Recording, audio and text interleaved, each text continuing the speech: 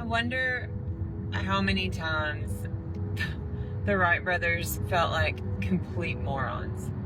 Like, for me, I envision like people out in their yard doing something asinine and the neighbors being like, have you seen these people? Like what they're doing? Or if Stephen King and like Tim Burton, when they thought about content or writing, if they thought, I can't write about this, I can't talk about this, people are going to think I'm a complete psycho. Or if even Elvis, who, you know, was like a pioneer, but still had people that thought that he was like Satan himself, you know. I wonder if all of these people at some point thought, yeah, I probably need to back off. And then, of course they did. Of course they did. Any kind of pioneer, you know, any kind of innovator, I mean, there has to be doubt, self-doubt, especially if it's never been done before.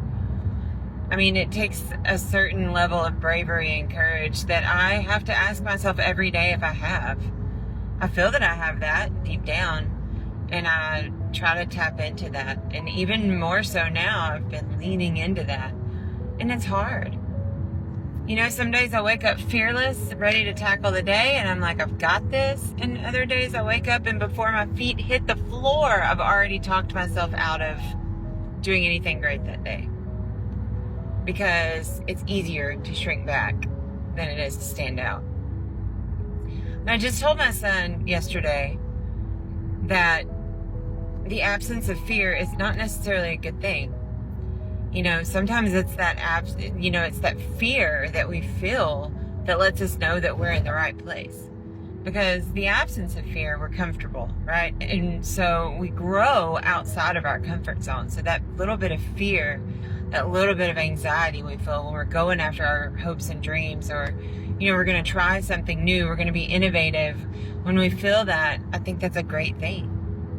And, you know, we're not given dreams without the ability to accomplish them. Now, I'm not saying you're going to sit on your couch and conquer the world. There's always action due on our part. But it is achievable and possible.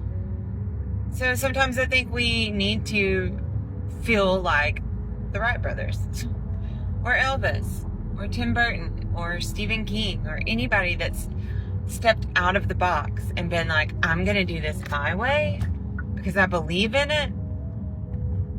And I know it's going to be life-changing. And it's going to change the world. Trust that part of yourself today. You know, lean into that innovative side of you that says, I am going to change the world. I can do this. Just a thought.